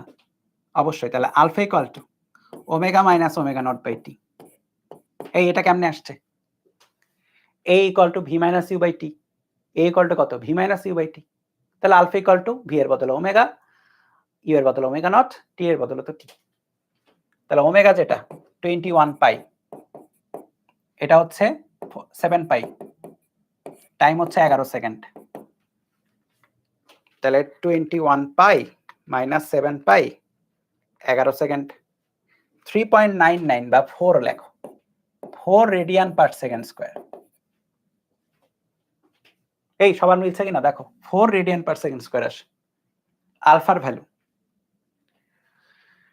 ঠিক আছে। দেখো 2 নাম্বারটা খুব ইম্পর্টেন্ট, যে কতগুলি পূর্ণ আবর্তন, এই 2 নাম্বারটাই মেইন ম্যাথ আসলে এখানে। হ্যাঁ, 2 নাম্বারটাই মেইন ম্যাথ। পাখাটি ওই 11 সেকেন্ডে কতগুলি পূর্ণ আবর্তন সম্পন্ন করে, কতগুলা পূর্ণ আবর্তন। ওকে, খেয়াল করো, পূর্ণ আবর্তনের জন্য আমরা কি জানি, একটা পূর্ণ আবর্তনে 2 পাই রেডিয়ান যায়, রাইট। এটা কি যায়? থিটার ভ্যালু যায়। একটা পূর্ণ আবর্তনের থিটার ভ্যালু কত? 2 পাই। তাহলে n সংখ্যক পূর্ণ আবর্তনের থিটার ভ্যালু কত? Toys pi n। সো আমাকে আবর্তনের জন্য কতগুলো আবর্তন এটা বের করার জন্য আমাকে আসলে থিটার ভ্যালুটা বের করতে হবে। থিটার ভ্যালু কত? এখন খেয়াল করে দেখো, আমার সেটআপটা এরকম যে তোমার টাইমের ভ্যালু দেওয়া আছে, তোমার ওমেগা ওমেগা নট দেওয়া আছে, আর কিছু দেওয়া নাই। সো থিটার ভ্যালু বের করতে ওমেগা ওমেগা নট এবং টাইম এমন একটা সমীকরণ আমাকে চিন্তা করতে হবে। সো কোন সমীকরণ আছে দেখো, আলফা দেওয়া নাই, ঠিক আছে, আলফা দেওয়া নাই, এমন একটা সমীকরণ লাগবে যেটাতে আলফা নাই। তো কোন সমীকরণ আছে যেটাতে আলফা নাই? দেখো এই যে এই সমীকরণটাতে, এই সমীকরণটাতে কিন্তু কোনো আলফা নাই। সো আলফাকে ছাড়াই এটা কিন্তু আমি বের করতে পারবো। সো দেখো থিটার ভ্যালু বের হবে, theta equal to omega plus omega not by 2 into T, 21 pi 7 pi by 2 into টাইমের ভ্যালু হচ্ছে 11 second, 21 pi 7 pi by 2 into 11, 154 pi. এটার ভ্যালু আসলো থেটা। থেটা মানে আবার কত? আমরা কি জানি, n সংখ্যক পূর্ণ আবর্তনে theta equal to 2 pi n, তাই না? এটা তো আমরা জানি, একটা আবর্তনের জন্য 2 পাই, n সংখ্যক পূর্ণ আবর্তনের জন্য theta equal to 2 pi n। এখন এই 2 পাই n এর ভ্যালুই আসছে হচ্ছে 154 পাই, থেটার ভ্যালুটাই আসছে 154 পাই, বা n এর ভ্যালু হচ্ছে 154 পাই বাই 2 পাই। 154 কে 2 দ্বারা ভাগ করো, 77। তাহলে 77টা পূর্ণ আবর্তন সম্পন্ন হয়েছে। দেখো বুঝছো কিনা বলো, 2 নাম্বারটাই সবচেয়ে ইম্পর্টেন্ট এখানে, হ্যাঁ? যে সোর্স থেকে আমি নিয়েছিলাম 2 নাম্বারটাই মেইন ম্যাথ ছিল। 3-4 আমি এক্সট্রা এড করছি আরকি। 3-4 এক্সট্রা এড করছি জাস্ট পড়ানোর জন্য। কিন্তু 2 নাম্বারটা মেইন ম্যাথ। মানে তুমি যদি এটা পাও 2 নাম্বারটাই পাবা মেইনলি পরীক্ষায়।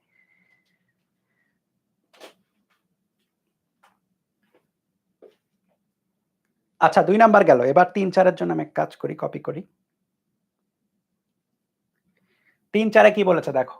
7th সেকেন্ডে পাখাটির কৌণিক বেগ। আলফার ভ্যালু তো পেয়েছিলাম, তাই না?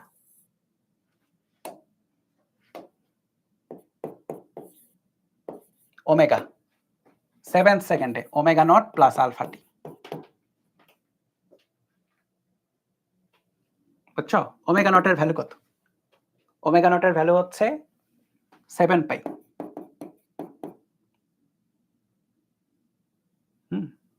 আলফার ভ্যালু কত? 4, রাইট? 4। টি এর ভ্যালু কোনটা? 7। খেয়াল করো, তম সেকেন্ডের কৌণিক বেগ বলতে স্পেসিফিক ওই সেকেন্ডেরই বোঝায়, তাই না? এটা তো আমরা জানি। স্পেসিফিক একটা সেকেন্ডেরটাই হচ্ছে তম সেকেন্ড। তাহলে দেখো কত? 7 পাই প্লাস 4 ইন্টু 7। 49.99 বা 50 বললাম একবারে। 50 রেডিয়ান পার সেকেন্ড। 3 নাম্বার ডান। 4 নাম্বার কি বলেছে?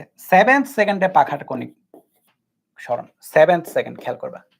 তম সেকেন্ডের সরণ। তাহলে STH এর বদলে থেটা TH।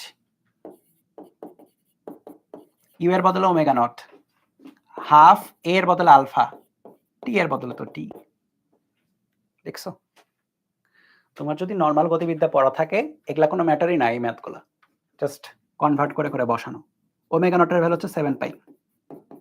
হাফ আলফার ভ্যালু কত আসছিল? 4 আসছিল, তাই না? এই যে 4, হ্যাঁ। 7 মাইনাস 1। 7 পাই 0.5 4 ইন্টু 2 ইন্টু 7 মাইনাস 1। 47.99 বা 48 রেডিয়ান।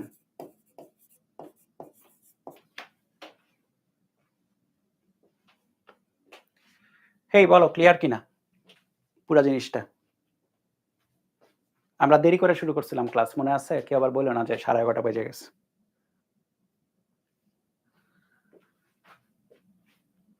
হেই বলো তাড়াতাড়ি।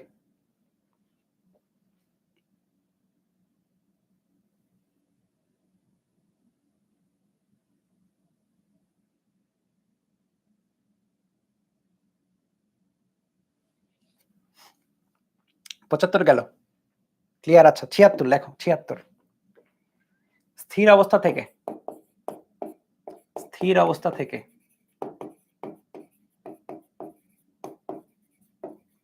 সমত্বরণে ঘুরতে শুরু করে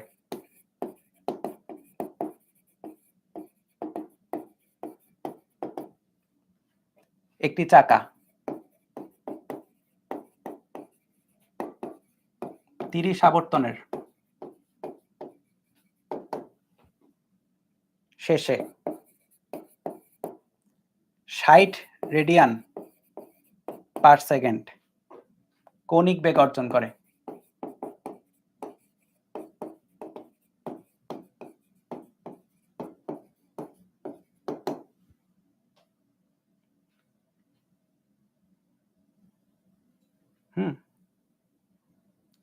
কৌণিক বেগ অর্জন করে। প্রশ্ন হচ্ছে চাকাটির কৌণিক ত্বরণ কত?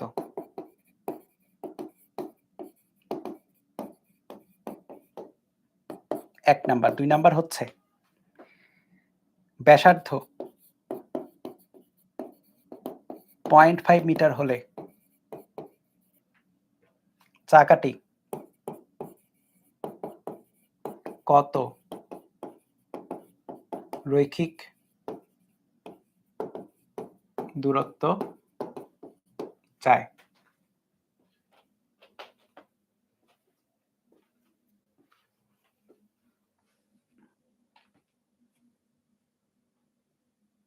ওকে,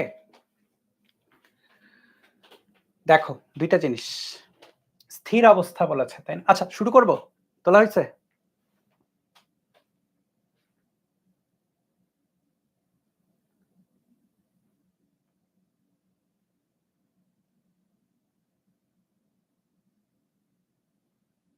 ওকে চলো, স্থির অবস্থা, স্থির অবস্থা বলেছে। স্থির অবস্থা মানে কত? স্থির অবস্থা মানে হচ্ছে ওমেগা নট বা ইউ জিরো ছিল তাই না? তাহলে এটা তো ওমেগা নট জিরো থেকে সমতরণে ঘুরতে শুরু করে একটি চাকা 30 আবর্তন, এটা হচ্ছে এন এর ভ্যালু। এখান থেকে থেটার ভ্যালু পাওয়া যাবে। শেষে 60 রেডিয়ান পার সেকেন্ড ওমেগা শেষ বেগ, কণিক বেগ অর্জন করে। কণিক ত্বরণ কত? ব্যাসার্ধে এত হলে চাকাটির রৈখিক দূরত্ব কত? ঠিক আছে, তাহলে প্রথম কথা ওমেগা নট ওমেগা দেওয়া আছে, থেটাটা বের করি। Theta equal to 2 pi N তাই না? এই এটা তো আমরা এখন প্রো হয়ে যাওয়ার কথা এটাতে তাই না, যে একবার গেলে 2 পাই, এন বার গেলে 2 pi N. 2 pi into N এর ভ্যালু কত? 60, সরি 30, তাহলে 60 পাই হয়ে গেছে রেডিয়ান। ওকে, চাকাটির কৌণিক ত্বরণ কত? 1 নাম্বার আলফার ভ্যালু বের করতে হবে। আমার কাছে ওমেগা আছে, ওমেগা নট আছে, এন আছে বা থেটা আছে বেসিক্যালি। সো আমার কাছে এমন একটা সমীকরণ লাগবে যেখানে টাইম নাই। টাইম আছে এখানে কোনো টাইম নেই। তো টাইমটা কেমনে বের, মানে টাইম ছাড়া কোন ইকুয়েশন আছে দেখো। টাইম ছাড়া ইকুয়েশনটা আইডেন্টিফাই করো কোনটা আছে। দেখো সবগুলা ইকুয়েশনের মধ্যে টি কোনটাতে নাই? টি নাই হচ্ছে যে এইটাতে, বাদ বাকি সবগুলাতে টাইম আছে। সো আমাকে এই ইকুয়েশনটা অ্যাপ্লাই করতে হবে যেন আমরা টাইম ছাড়াই কাজ করতে পারি।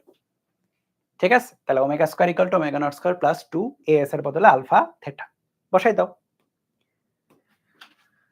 বসাই দাও হয়ে যাবে। সো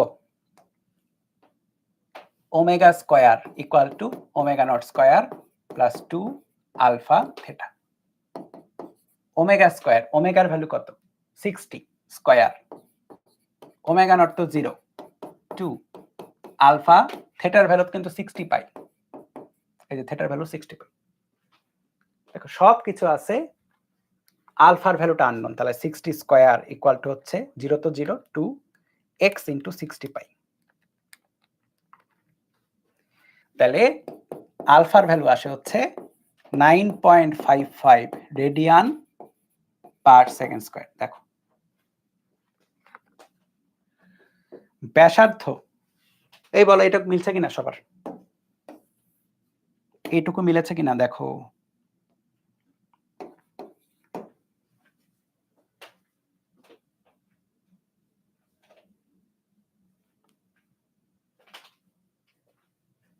এটুকু মিলেছে? 2 নাম্বার কি বলেছে? ব্যাসার্ধ 0.5 মিটার হলে চাকাটি কত রৈখিক দূরত্ব যায়? সো একটা চাকা, আর ব্যাসার্ধের একটি চাকা, আর ব্যাসার্ধের চাকা একবার আবর্তনে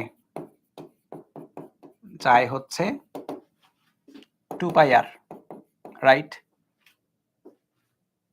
তাহলে আর ব্যাসার্ধের চাকা ছোট হাতের এন বার আবর্তনে যদি বলি চাই হচ্ছে 2 পাই আর, ছোট হাতের এন।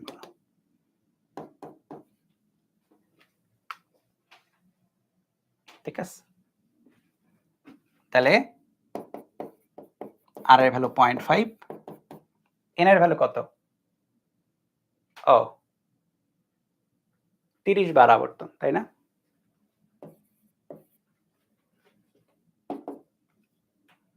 টু ইন্টু 0.5 কাটাকাটি 30 পাই, 94.25 মিটার। সামনে আগায় যাবে।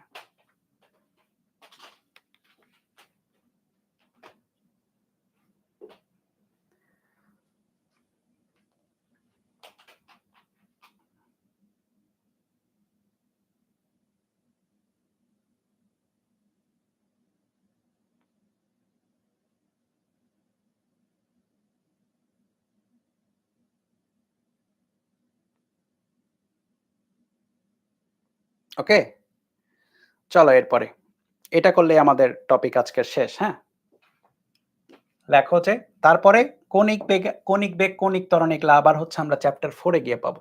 আপাতত চ্যাপ্টার 3 এর জন্য শেষ। 77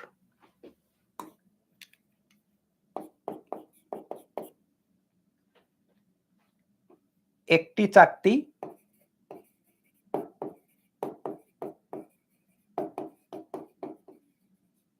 সমকৌণিক ত্বরণে তার অক্ষের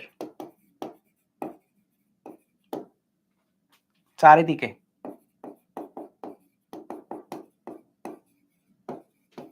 ঘুরতে শুরু করে।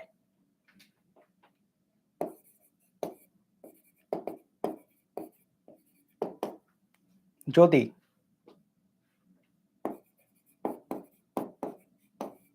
দুই পাকের শেষে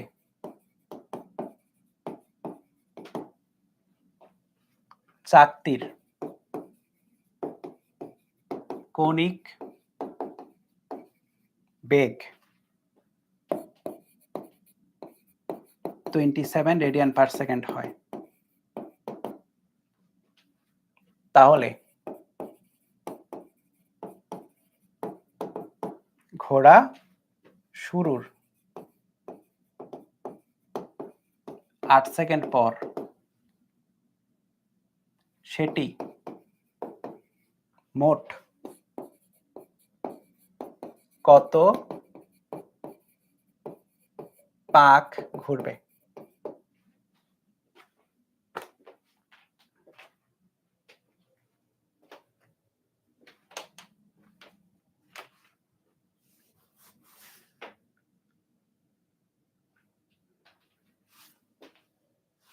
বুঝছো? ঘোড়া শুরুর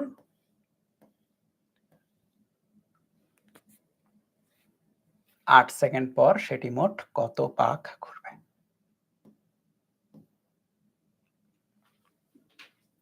ওকে, চলো সমকোণিক ত্বরণ। সো আমরা সমকোণিক ত্বরণ নিয়ে কাজ করছি। তার অক্ষের চারিদিকে, অক্ষ বলতে যে মানে বিন্দুর চারিদিকে ঘুরছে ওই বিন্দুগামী কোনো রেখাকে বলা হয় অক্ষ।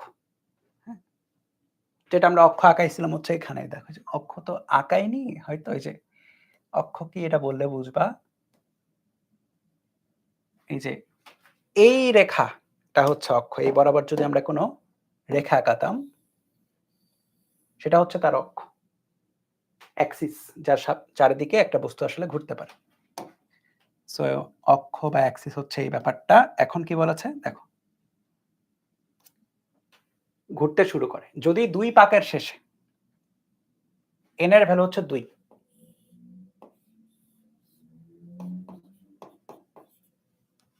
চাকতির কৌণিক বেগ 27 রেডিয়ান পার সেকেন্ড হয়। এটা হচ্ছে শেষ কৌণিক বেগ। তাহলে ঘোরা শুরুর 8 সেকেন্ড পর সেটি মোট কত পাক ঘুরবে? তাহলে n এর ভ্যালু 2 হলে চাকতির বেগ এটা হচ্ছে। খেয়াল করো, ঘুরতে শুরু করার কথা বলেছে। এই শুরু করার কথাটা খুব ইম্পর্টেন্ট। এই শুরু করা মানে হচ্ছে প্রথমে ঘুরতেছিল না, পরে ঘোরা শুরু করেছে, মানে ওমেগা নট এর ভ্যালু হচ্ছে 0, স্থির ছিল। ওমেগার ভ্যালু দেওয়া আছে। হ্যাঁ, আচ্ছা, তাহলে এখান থেকে আলফাটা বের হবে। তাহলে দুই পাক শেষে দুই পাকের জন্য আমরা যদি আলফাটা বের করি, n equal theta equal to 2 pi n, 2 pi into 2 বা 4 পাই রেডিয়ান। আমরা থিটাটা বের করলাম দুই পাকের জন্য। দুই পাকের শেষে চাকতির বেগ এত ওমেগা হয়। তাহলে দুই পাকের জন্য খেয়াল করো, omega square equal to omega not square plus 2 alpha theta, এটা বলা যায়। বা ওমেগার ভ্যালু কত বলেছে? 27। ওমেগা নট তো 0, 2 আলফা বের হবে। থিটা কোনটা? থিটা হচ্ছে এই যে 4 পাই। দেখো এখন আলফার ভ্যালু কত। লিটারালি এই টাইপের ম্যাথ আমরা রৈখিকের জন্য অনেক করেছি। একটা ক্রাইটেরিয়া দেওয়া থাকতো, সেই ক্রাইটেরিয়া অনুসারে পরে আরেকটা ক্রাইটেরিয়াতে বসাতে হইতো, যেখানে ত্বরণের ভ্যালু ফিক্স থাকতো।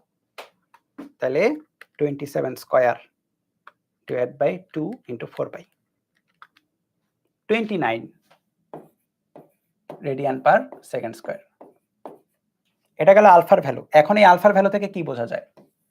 যে আসলে পরিপূর্ণ জায়গাতে মানে সম্পূর্ণ সিস্টেম জুড়ে বা সম্পূর্ণ টাইম জুড়ে তার আলফা কিন্তু এটাই।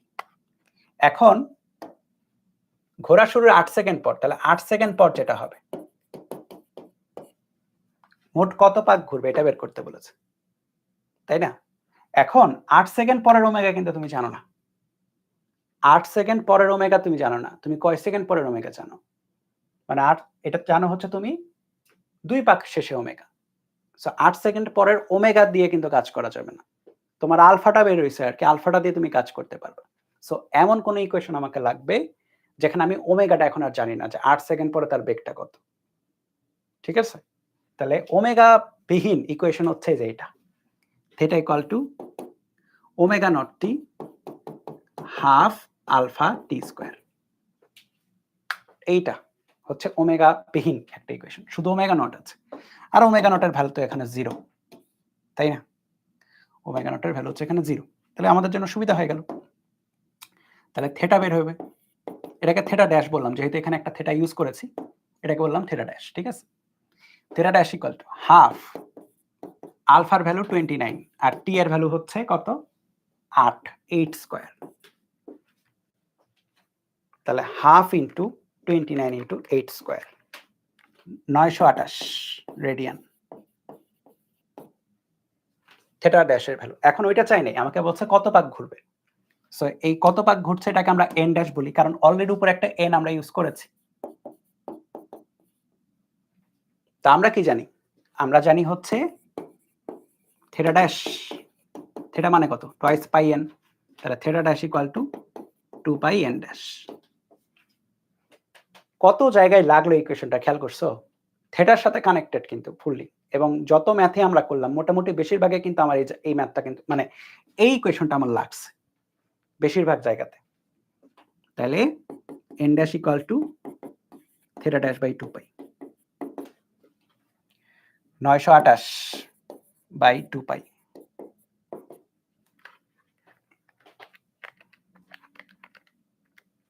(147.7) এখানে আসলে n যেটা, n হচ্ছে ঘূর্ণন সংখ্যা, এটা পূর্ণ সংখ্যা হইতে হয়, যে কতগুলো পূর্ণ ঘূর্ণন সম্পন্ন হবে। তাহলে আমরা এভাবে লিখে দেব 147টি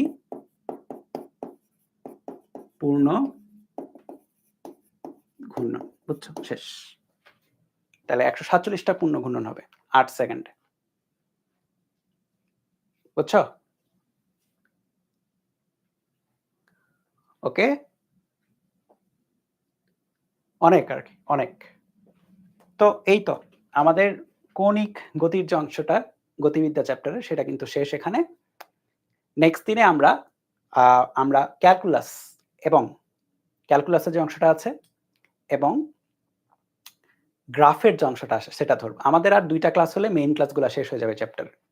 সো আজকে 11তম ক্লাস ছিল, আর সর্বোচ্চ 2টা 12 এবং 13 নাম্বার ক্লাস হলেই কিন্তু চ্যাপ্টার শেষ, মেইন ক্লাস শেষ। এরপর আমরা কিছু এক্সট্রা লার্নিং বা এক্সট্রা প্র্যাকটিস ক্লাস নিব, সেটা সবার জন্য গুরুত্বপূর্ণ না। যাদের মনে হয় যে এখনই অ্যাডমিশনটা কভার করে রাখবা তারা দেখবা, যাদের মনে হয় যে না পরে দেখলেও চলবে তারা পরে দেখবা। ঠিক আছে? মেইন ক্লাস কিন্তু আর 2টা ক্লাস হলেই শেষ। সো আমাদের মেইন ক্লাসের মানে সাইকেলে মেইন ক্লাস কিন্তু শেষই হয়ে যাচ্ছে আর 2টা ক্লাস হলে। আমাদের পরবর্তীতে হচ্ছে আর তাহলে সাইকেল 2টা শুরু হবে। আমি এক্সট্রা লার্নিং শেষেই বা এক্সট্রা প্র্যাকটিস ক্লাস শেষেই শুরু করব আর কি সাইকেলটা। হ্যাঁ, নিউটনের বলবিদ্যার যে সাইকেলটা আছে সেটা। আর আমাদের কিন্তু তাপগতিবিদ্যাও চলছে। সো যাদের কলেজে সেকেন্ড পেপার আছে তারা ভর্তি হয়ে যাবা। তাপগতিবিদ্যা আমরা 2টা ক্লাস করছি অলরেডি। একটা এক্সাম হইছে। নেক্সট উইকে মঙ্গল এবং বৃহস্পতিতে ক্লাস থাকবে। 2টা ক্লাস তাপগতিবিদ্যা। ঠিক আছে? আর শুক্র রবি করে হচ্ছে আমার গতিবিদ্যাটা রাখবো। ওকে? থ্যাংক ইউ তাহলে আজকের ক্লাসের জন্য।